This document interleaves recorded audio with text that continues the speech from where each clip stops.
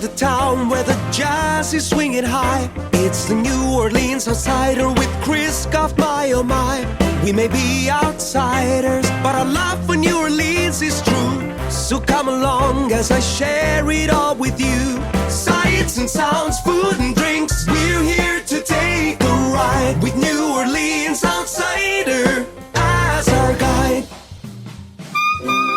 And here are your hosts, Chris Goff, Peter Newkirch, and Justin Appleberry. We have talked about several great restaurants in the greatest city in the world, New Orleans, on this podcast, but now we're going to get to the basics. We're going to go to a place that Peter and I have both been to, the New Orleans School of Cooking. That's today's topic. Welcome back to NOLA Outsider. I am Chris, along with Peter. Justin is on assignment. And by on assignment, I think he's either sleeping or maybe he's thinking about, purchasing a ticket online, Peter, to go to the School of Cooking next time we're there. Because I think Justin, even though he fancies himself as a big-time barbecue extraordinaire guy, he probably needs to pick up a few things about how to cook fish properly. That's the place to do it. They're going to teach you. It is. The New Orleans School of Cooking. It's a place now, Peter, that when we go down there, we pass it all the time. It's in the French Quarter, and it is. That's not the original place it was. We'll talk about that. But tell me about the first time you heard about and I guess went there, because in a town that is so known for its food and its culinary expertise there, that just has its own identity that we've talked about multiple times. Like nothing compares to New Orleans food. This seems to be such a landmark, and it has been there for nearly 50 years. Yeah, 1980, I believe, is when it opened.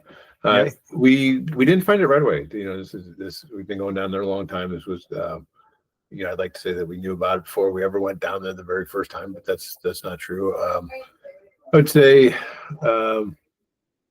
probably second or third time that my wife Charlotte and I went down there. She's always hunting for deals, and she loves to find new stuff to do. And we were looking for things in the area that maybe were a little different, something to try other than just drinking, going to a restaurant or a museum. And this is the other, and not a tour. It's as we discussed last week. So that's how I'll give 100% credit. Charlotte found it, and we were in from the beginning. It looked exciting, and certainly was worth giving it a try. And we enjoyed it so much, we went back 3 more times. Yeah, it's located at 524 St. Louis Street, like I said, in the French Quarter. It was started in 1980. So, to talk about then, Peter, to go back in time, that's a time obviously pre-internet, anything that would allow, that culture, that kind of Cajun food, the Creole food, the mixture of it to be sort of, well known across America, let alone the globe. This is a time when it was, it's so funny. We're so stuck in like instant information now that it's hard to remember the time when, how didn't people know how great this food was in New Orleans? And this was, when the creator, Joe Kahn, who its last name is spelled C-A-H-N, he was the guy that founded the New Orleans School of Cooking, like Peter said, in 1980. And Peter, it was a time when that was sort of, Paul Prudhomme was around that era. Commander's Palace had been around for a long time, but had not gotten to the levels that it has become now. New Orleans obviously had to have been known at, I was 3 in 1980, but had to have been known as a culinary powerhouse at that point even as well. But, it's the mixture and having the foresight of Joe to know that you're going to have a place where you can learn how to make, some pretty basic dishes on the menu that you would see in New Orleans, but also combine that with the great art of storytelling, the great entertainment value you get with it. It was sort of ahead of its time, really. Oh, yeah, I would agree. I don't, as much as we all love Cajun and Creole cooking and the Southern style, that was all not as widespread by any means throughout the country. That was not a well-known cooking style. It was very regional. People who wanted to go to New Orleans went down there to have it. Couldn't get a lot of the ingredients outside of that area. So, I would say that Joe was taking a bit of a risk by opening up a cooking school focused just on Cajun and Creole in 1980. Clearly, it worked out great for him because it's been It's going along with no problems ever since. That was just, yeah, that was probably a good risk to take, just to do that. Yeah, it's amazing, in a city of tours, in a city of everything that's had around there. And as I mentioned, Paul Prudhomme, a guy who at the time, remember when we've discussed this at Commander's Palace, when he was tapped by the Brennans to become the lead chef, the head chef at Commander's Palace, that was going out on a limb because he wasn't a classically trained French chef. He was a guy that sort of made a lot of his family home cooking down in South Louisiana that decided, and they wanted to sort of spotlight that kind of food. And so to say, like I said, it's right around about the same time the School of Cooking came around. I can't remember the exact dates that Paul Prudhomme was put into power there, but it was in the late 70s, early 80s. So this is the same time period. So it is cool, like how he sort of, had the foresight, Joe did, to sort of see that this is something that, the masses will one day really appreciate if we start trying to get the word out, because it is such great food. I mean, I will always say the best food in the world. Joe started in 1980, and then he ran the school for about 15 years, and he ended up selling it in 1995. And what I was reading in the research I did for this, they said that he became known after selling the school as the self-appointed commissioner of tailgating, because he would, I guess, go around the country in an RV and document football fans' cooking traditions. That's what he went on to do after this. Now, that's pretty amazing. I mean, that's I love anything regional, and the more regional it stays, especially in this modern era where nothing can be held sacred as a local dish. To just drive around the country and search out truly regional cooking dishes based around football, that's even better. Oh yeah, I mean, again, this guy, what a forward-thinking guy this guy was to sort of do that, because now, of course, tailgating, especially being from Kansas City, it's a huge deal. But to go around and see all the different food that people are doing, I mean, this is like John Madden would go around and do some of the stuff when they highlight some Monday Night Football games back in the day, but not exactly the same way Joe was doing it. But, Joe, of course, we can talk about the gift shop they have at the School of Cooking here. Let's talk about, Peter, if you like, just take a step back. Let's talk about when you actually go into the store, because there's so many shops and restaurants and bars, as we've talked about in the French Quarter. It's hard to explain unless you actually go there, to sort of paint a picture of like what it's like to walk up and down these alleys, these streets that every 10 feet there's another store. It's so easy to miss things. And you see so many of them have the classic wooden hanging signs out in front of the buildings, and the School of Cooking is no different.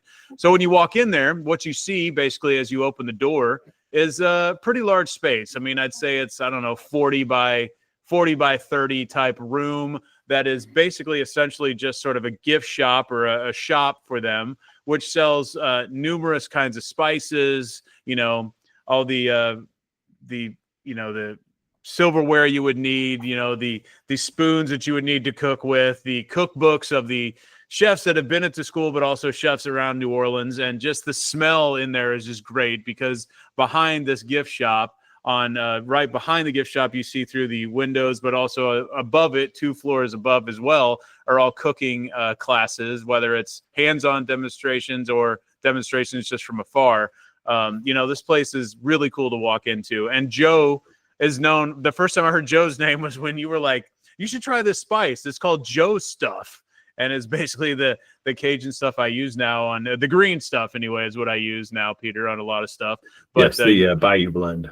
The Bayou blend, yes. But there's several versions. There's hotter. There's just your classic, Cajun seasoning. But the store itself is an awesome store to just peruse if you have nothing to do with the school. You can just walk in there just like any other shop in the French Quarter and see all the different like I will talk about my hands-on class I did later, but I bought a little container of the sliced garlic. So it's like wafer thin garlic slices that have been dried. And when we were making some of the gumbo and some of the stuff I was making, she gave me some of these, and you would just dump it in there and they would just melt in. And it was just a different way to add garlic. And I really liked it. So I bought some of that. I bought the Joe's blend, the Bayou blend, Joe stuff several times. And you've got me on the garlic sauce and Worcestershire sauce, and I mean several things. I mean this store, I know you like going there just for the store.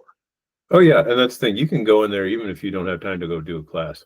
Go just look at the store. It's not massive, and it starts before you even get in the store. You're right. It's if you're just walking down the sidewalk, like you're just going to see the signs up until you get right up on it. But even before you walk in the door, they have to the one side. They have the station where they're making pralines, and if they're cooking, you're going to smell that. You're going to smell the sugar and the pecans and everything, and they're making that there pretty much right in the window. The store's not. You can walk around with no problem, but it is packed full of stuff and pretty reasonably priced. You are not. I would hesitate to call it a gift shop in the sense of what most people think of an overpriced kind of useless stuff. Your all-important roux spoon can be purchased there, and they are very good quality, true wood roux spoons that are flat-sided as they need to be. I have to ask you about that. I have to ask you about the roux spoon before you go on. Yeah. Why are roux spoons so damn expensive? Because they have to be what they are. They have to have that flat edge. They have to be long enough to keep your hand out of the roux when it's cooking. Because as you well know, because you do it several times a year, it takes a long time to make a black roux. It does. Yeah, like hours long. And so, you don't want that handle too short because you're just going to cook your hand along with it. And if it's not perfectly flat, you're not going to get all the stuff off the bottom of the pot. It's going to burn instead of cooking slowly as it is. And they're wood, they're made for them. And of course, they're selling a little bit of the hype, but of course they stamp their name on it. But it's not just there. It's like sometimes I can buy a wooden spoon at Walmart for like 90 cents, but a roux spoon anywhere in New Orleans, not just a school cooking, is like you're talking like $30 to $50. They're hardwood spoons. They're going to last. You don't put them in the dishwasher ever. It's like putting cast iron in the dishwasher. Sure. You wipe them down and get them clean. But the hardwood spoons are going to last a lifetime and more. And I'd say that's I've told a couple people when I was professionally cooking, we didn't use a lot of wood. We were very focused on our knives and other things of what that was your kind of your status of everybody had their own knives and what their preference was. But we just didn't use a lot of wood. And I would go back now and I would have almost all my utensils would be wood because that's pretty much what I switched to now that I cook at home, because you can buy good quality hardwood spoons and spatulas and everything else. They will last you a lifetime. Yeah, no, I get it. And especially if, like you said, if you don't put it in the dishwasher and treat it well, they can last a long time. Yeah. But like you were saying, like the store, and I don't know, it is just a store and it's not a high price store. It's not, it's I think a very average price, if not a slightly below average for what you're getting there, especially in that city where the rent is high.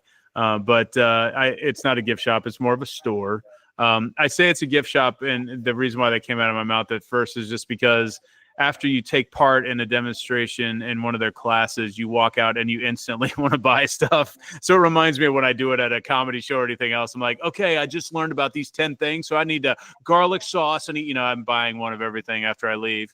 Which I'm sure that's what I appreciate about them is they list there's a hot garlic sauce, but the garlic sauce, it is technically a hot sauce, but it is much more garlic forward. Sure. It is unique to that store. They do. When I run out, I get it shipped up here. If I don't make it in between, if I can't get down there to get it from the store, the Worcestershire sauce is the best I've ever had anywhere. It is absolutely amazing. And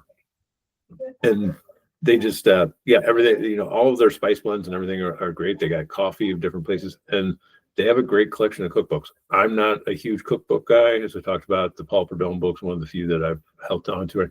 You can get it there still, right there. The great Kevin Belton, they got a couple of his books, but they spread around. And then they have like more regional collections of like the greatest church cookbook collections.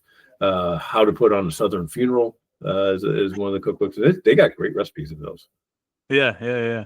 No, they have a awesome cookbook selection there. And as you know, I have bought a lot of cookbooks from not only just the chefs you mentioned, but also Just all the classic restaurants down there. The Antoine's, the Dookie Chase I got, the Napoleon House, the Brennan's. You know, they all have their own. So it's fun to sort of, if you love that food, it's fun to collect all those to see how they're just a little bit different than the others.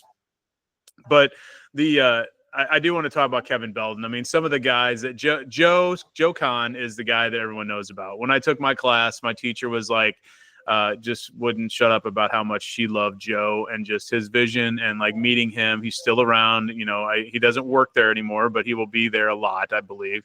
At least that's the way she sort of portrayed it. And, you know, there's been some other ladies. When I was doing some research, there's I call it praline. That's a Midwest saying. We call it pralines down there. There's pralines. It's always weird to hear that word, you know, said differently in different areas, but we call them the praline ladies. They were known as Ann Leonard and Harriet Robin. They became fixtures at the school for their praline making demonstrations that you talked about. That's just right inside the store there. But also the biggest name to come out of there as far as a sort of a nationally known guy to a degree was Chef Kevin Belton. And I would like to do just a show on Kevin Belton at one point, because I think we could talk about him for a while and just his background and what he's done. But he has 4 cookbooks that he's made since he's become sort of the PBS cooking show guy out of New Orleans. And I, of course, own all 4 of those because I love him. And I've been looking up his older books that he had even before he got there. Big Kevin, Little Kevin. Yes. Yeah. I mean, you know, if anyone out there has either the PBS app or they have like the PBS like 1, 2, and 3 on their, you know, their digital set, you know, the digital antenna, I should say. You know, you should check his show out because he does a really good job. He's a gentle giant. He's dropped a lot of weight since day one on TV. He's still the big guy though. And he was like 6'8", isn't he? He was a former NFL player, professional football player for a while. But yes, he's 6. Yeah, I think he's 6'8", they said. And I think at his biggest, I would have thought he was over 400 pounds at his biggest. He was a big boy. Mm-hmm. But he's a dude that I enjoy watching. He's got a really fun attitude. He's the sort of the main dude that does one of the television affiliates down there uses him as their sort of in-studio chef all the time. And he's by far the biggest name that has come out of the School of Cooking in terms of, you know, someone has their own show, multiple seasons, still doing it now.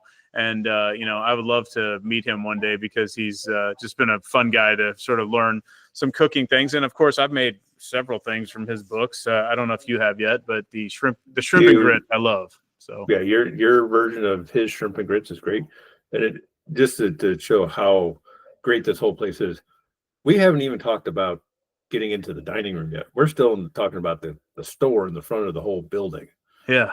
You know, there's so much more after, because they keep the doors closed until they let you in. So you're wandering around the store and everything else. And yeah, that's how good that store alone is. We haven't even gotten into the actual cooking school. Yeah, let's talk about what the school involves as far as the actual, not the store, if you pay to be in a class. So there's 3 things they do. They do private events there all the time. They have a couple different areas where they do that. They have a place across the street that hosts hundreds of people. And then they have places in this building at 524 St. Louis Street that will host, I don't know how many was in your class, Peter. It couldn't probably be more than 50, probably maybe less than that. 30 to about right. 30 to 50 in that class. And then the hands-on class, I believe they kept it to I want to say 10 to 12. I can't remember exactly how many were in there, but they keep it pretty small because, of course, whoever's helping in that has to, help everyone. So there's just not enough time to have too many more people in there. But that's what you get involved in when you go down there. And it's interesting, when I went down there, Peter, I sort of looked at it when I ended up doing my class, which my wife got me for Christmas one year, just for myself, because my wife could care less about cooking, but she likes it when I cook. So I went down there and, I was sort of looking at it like, man, I'm going to get to learn how to do some really cool stuff here that I've never done before. But I realized in my class that this is something that couples do. This is something that's sort of a date thing somewhat or maybe a early dating, early relationship thing to do. Because it's, I don't know, the people that were in my class weren't there to be I'm going to I'm going to get all the secrets and learn how to make this at home. It was more like, this is just a fun, different thing to do in New Orleans. And I can respect that. I understood why they were doing that. What did you, let's talk about your demonstration classes, because you've never taken the hands-on class, but you have been how many times to the demonstration classes? 4 times. Yeah. Just to clear, there is one other version of it, which is the lab class, which is they just cook one dish and very much get into the history of it, and that's a much more in-depth class. Didn't know about that I've one. not done that either. I would like to. Yeah, no, I think I'd like to try that one. So the demo classes, they do them twice a day, 10 a.m., 2 p.m. Recommend doing the 10. There's usually one more small dish with the 10 p.m. I'm sorry, the 10 a.m. one. And it's a little cheaper. It's $5 more expensive. Absolutely worth it. If you need to maybe have a little bit of a dry out day, it's great to do it. Every class, water, iced tea, lemonade, and a beat of beer is available for everyone. You just get it yourself. It's self-serve and it's all available. So maybe if you have someone who doesn't drink or not is drinking as much that day, they can teetotal it a little bit there. I would say maybe in all those classes there, Charlotte and I were talking, I think there was 6 people per table. Okay. And you do have to, someone's going to have their back to it, and you got to turn around and to watch. And it looks like it's set up like a cooking show, so you're watching, you can see them, and then they have the big, it's probably an 8x4 mirror that's cantilevered so that you can see exactly what they're doing, what's going on inside the pot and all that stuff. Mm-hmm. Everybody, biscuits and cornbread with every meal. No matter what you're getting, nice. That's an automatic, and the fresh, nothing like fresh cornbread and fresh biscuits, especially at 10 a.m. in the morning. The demo classes tend to be much more the classic dishes of New Orleans and Cajun Creole style cooking. They run somewhere between 2 and 2.5 hours. Okay. I mean, so basically what you and my other friends have talked about when they went to the demo classes is it's really awesome. We watch, we drink, we eat, and then we get to eat everything. You get a portion of like everything they make, right? And you're basically paying for the class, but also you get a meal as well. So it's like you're double dipping. It's nice. And it's a full size meal too. It's like, well, here's a little tasting cup or just a couple bites. It's if they bring out gumbo, it's a bowl of gumbo. And if they make what they make, and if there's extra, they're like, who wants second? Well, while the next thing's kind of like, go up and get a whole second bowl of gumbo. I'm not going to say no to that. Jambalaya, etouffee, chicken Creole, banana pudding, or bread pudding, bananas Foster.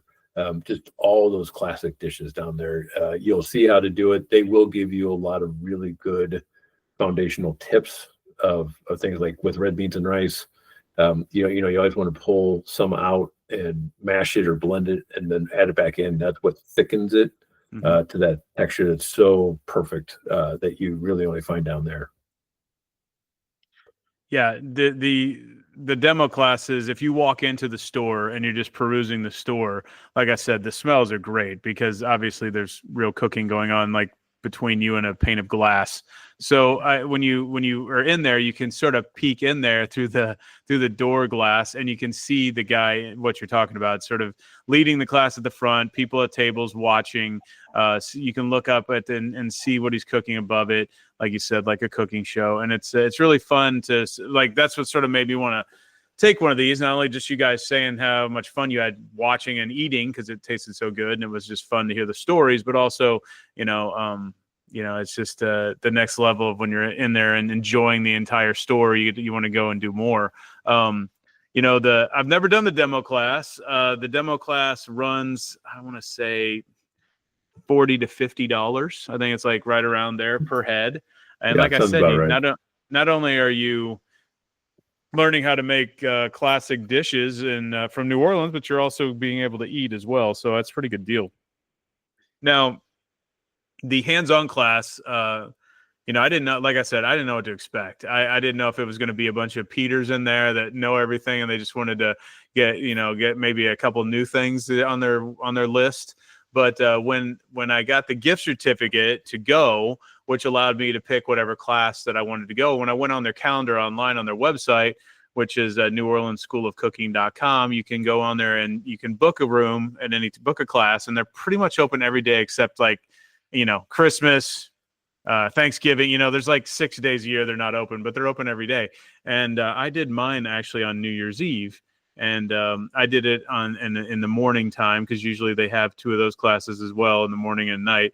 And it was fun because I remember talking with you and my other friends about like, which one would you take? Because there's different menu items each time. The one I chose was my dishes were chicken and andouille gumbo, Gulf fish with brown butter amandine, Gulf crab served with pecan rice, and then finish it off with bananas Foster. Now, also, you would mention you get, like, on the demonstration classes, you get drinks up to, like, a beer and, like, some, lemonade, some non-alcoholic stuff.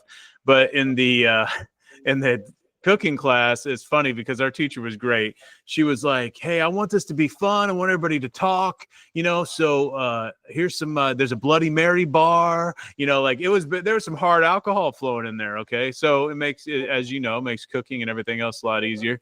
So, it was funny because when you get into this demonstration class, it's on the one I went to was on the second or third floor of this building.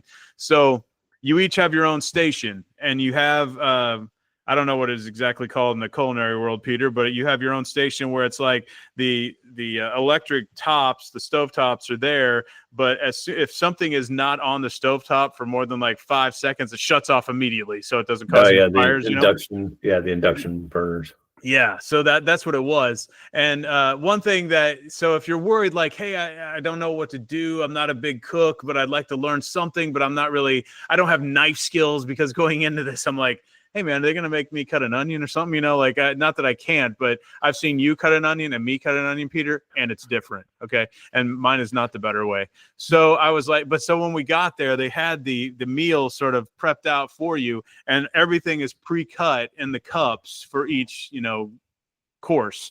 So when we were doing it, you didn't have to do much, Right. as far as preparing it. It was all pretty prepared for you. But it was the steps of it all. I understand you don't have like 7 hours to sit here and do this every day for people. Right. So I understand the corners you must cut on this. But I thought it was fun. You have to do the sauteing and the seasoning and the Of course. Yeah.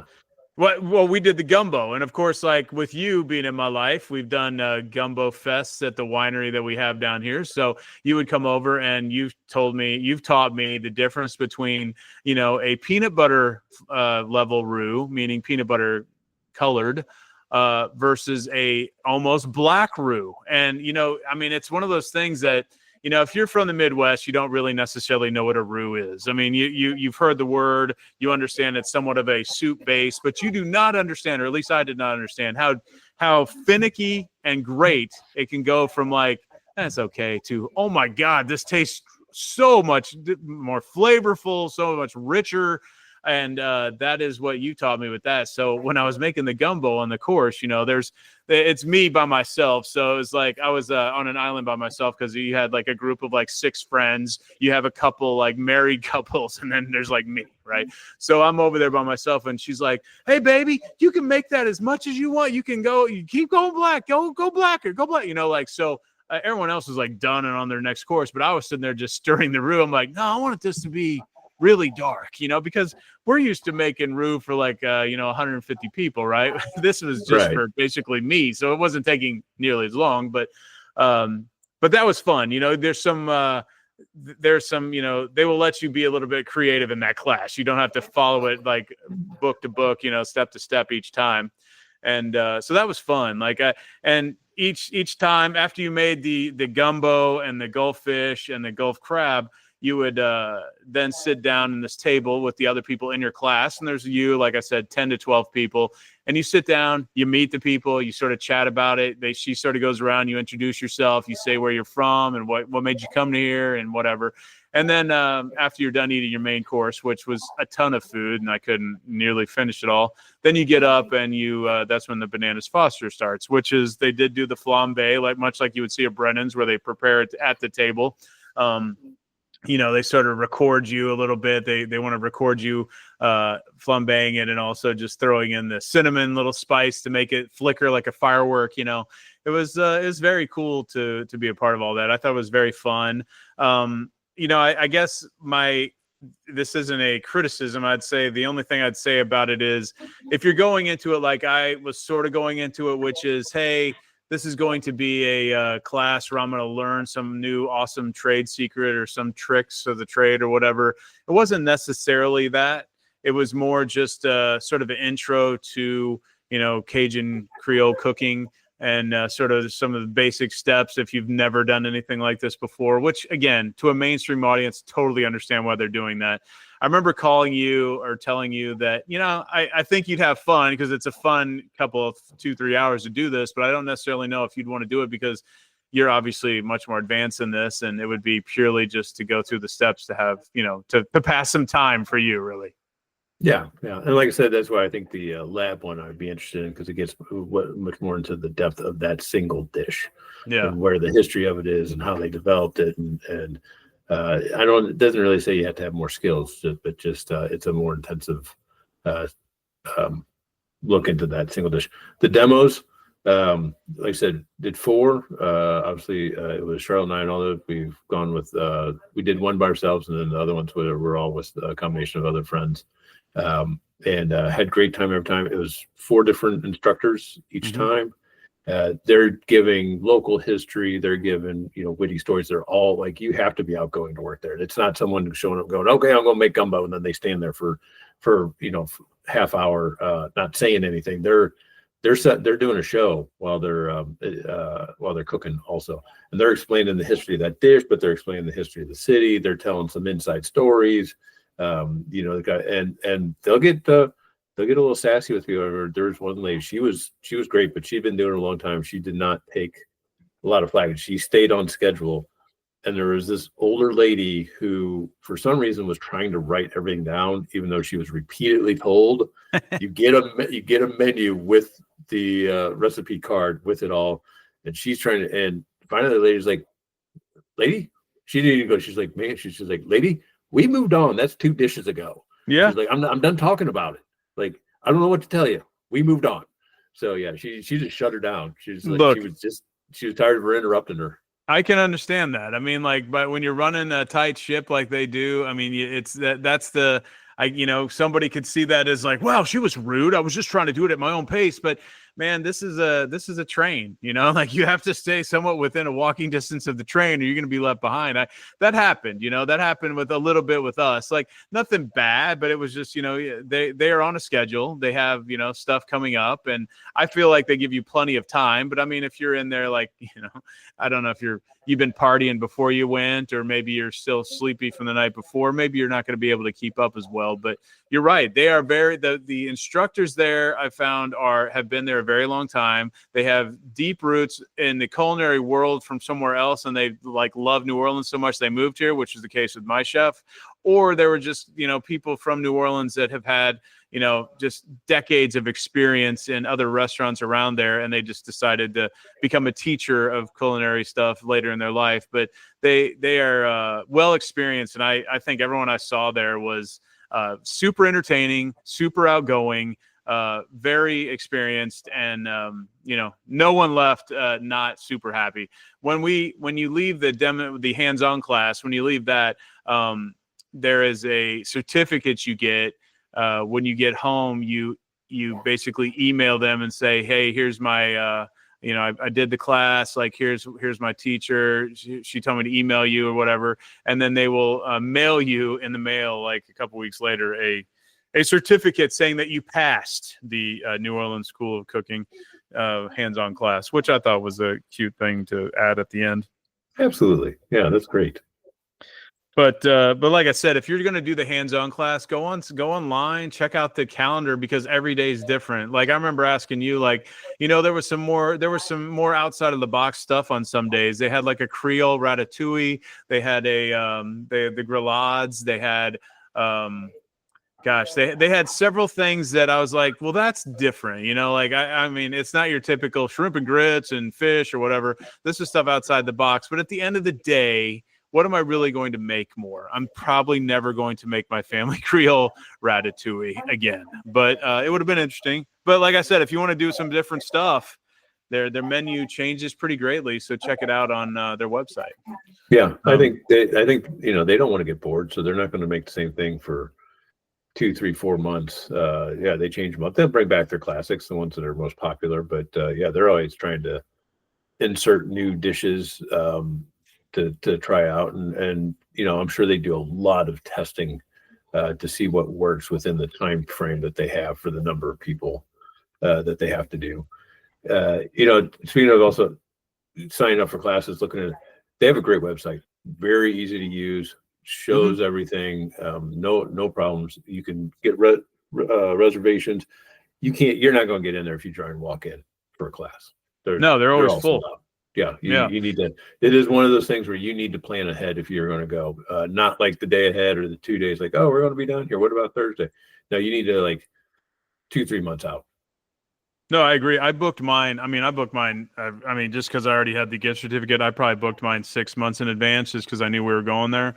And I am looking at the class. So the hands-on class is $149, and then the morning class of the demo is $44, and the afternoon class is $39. Like you said, there's one extra food item on the morning class, which is the $5 more. But yeah, it is booked solid, especially the hands-on. There, I believe it's only 10. So at that point, there's just not a lot of space. So, and they're basically every day. So I mean, if you're going there, you have to give yourself a little bit of time, but you'll be able to do it if you wait. But like I said, look, we're going in like 6 weeks, Peter, and like I'm already doing, and we're going in this probably the slowest time of the year in the summer, but it's still going to be. I still want to make reservations because we're at a point in life now where virtually, I'm going to say no one cooks anymore, but that's not true. But most people eat out. So like when you're in New Orleans, especially, you better make a damn reservation for anything you want to do. Absolutely. But and it's a beautiful space too. Like there's that dining room that you're in. I don't know about the hands-on, but it's a beautiful dining room, and it looks out on this great courtyard. Very comfortable, good amount of space, nice and light.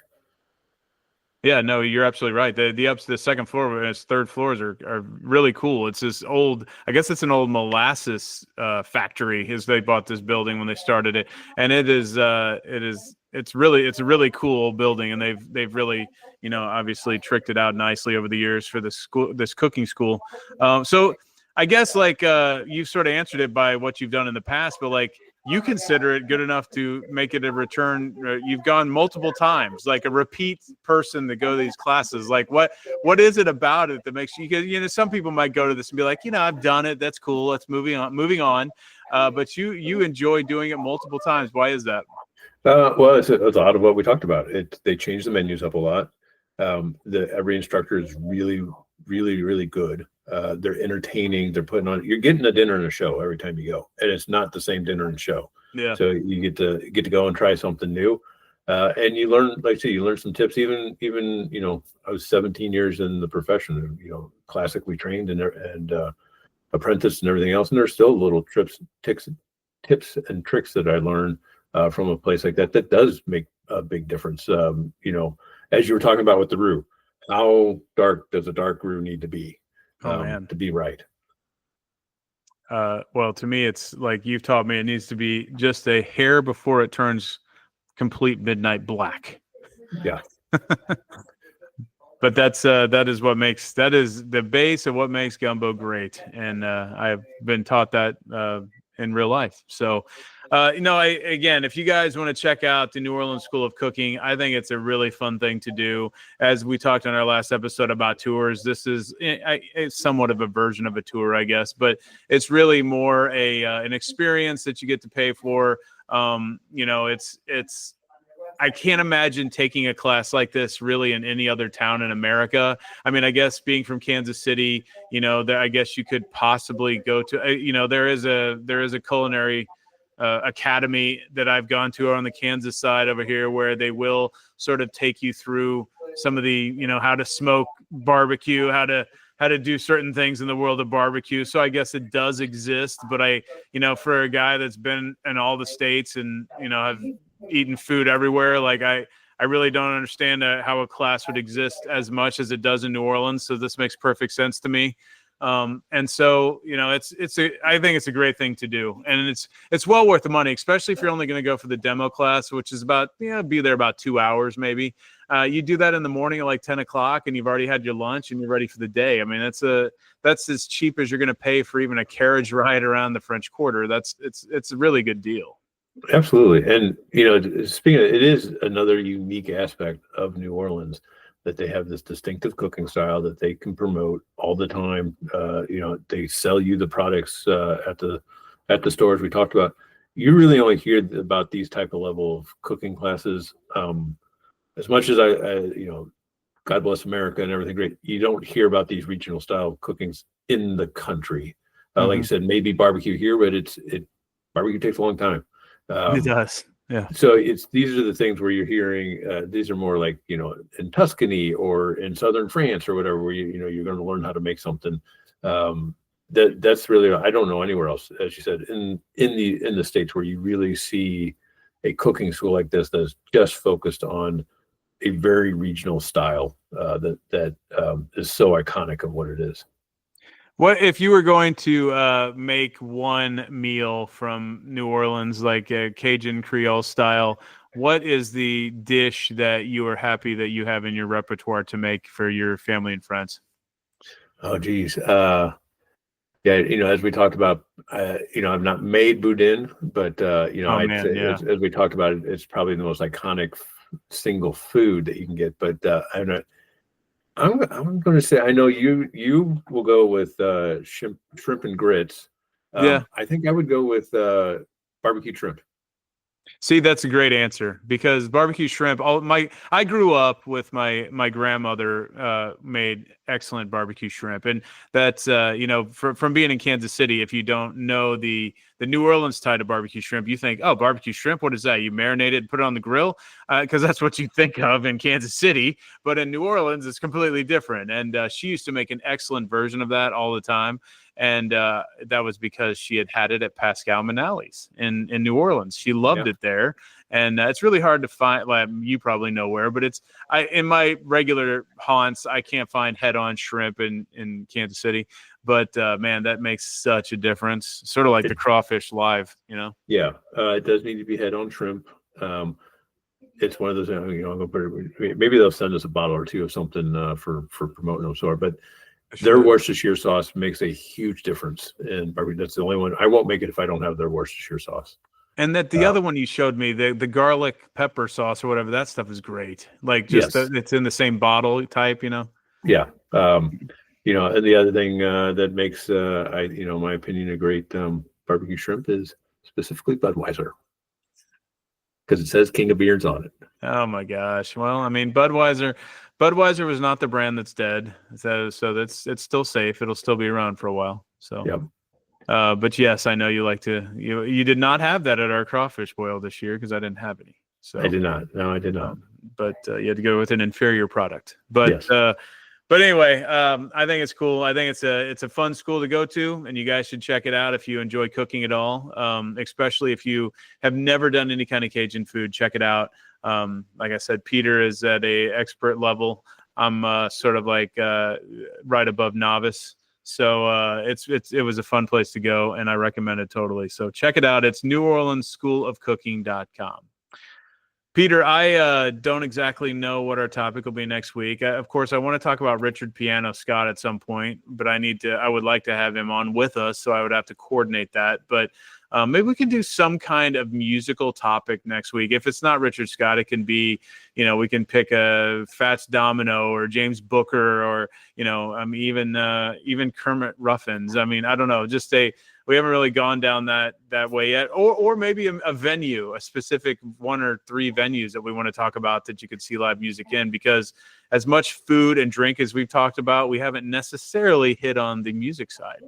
That is true. Yeah. Maybe some of the better venues that we like, that we've extensively talked about how great Fritzel's is but there are so many other places that we have seen live music that are all great. And it also depends on time of day. I mean, it's got a little bit of that same issue that, Nashville used to have, where you go in at noon and someone's playing at a bar somewhere. And they're good. Totally. This is not the cheap band that they get to play. Everyone's excellent. Yeah, no, if you're the worst act in New Orleans as a musician is better than like 90% of the acts anywhere else in most cities. So maybe not Nashville, or maybe not New York. I don't know, like San Francisco. I don't know who would have like a comparable, artsy feel to it. But yes, it is a town that at any time of the day, it is real talent everywhere. Much like the food is as well. I mean, the worst restaurant in the French Quarter is better than anything I think in my town here. So, that's just how it is. But we will talk about something music related with New Orleans on the next episode, and I think maybe we'll bring back Justin from Banishment. He had never gone to the New Orleans School of Cooking, and so he was definitely suspended because of that. So he could have done color commentary, and asked some insightful questions, but he chose to sit this one out. So yeah, well, he's probably sleeping. But anyway, well, for Peter, I am Chris. Thanks for joining us on another episode of NOLA Outsider. Check us out at NOLAOutsider.com, or listen to the podcast and recommend it to your friends, and give us a 5-star rating if you feel we're worthy of that, because we enjoy doing this. It's purely just for fun, and we love the city of New Orleans, and we continue to do this each and every week because there's not another city in the world like it, and we love it. So thanks for joining us, and we will see you next time right here on NOLA Outsider. Thanks for listening, everyone. Thanks for listening to the NOLA Outsider podcast. We'd love to hear about your experiences in the greatest city in the world.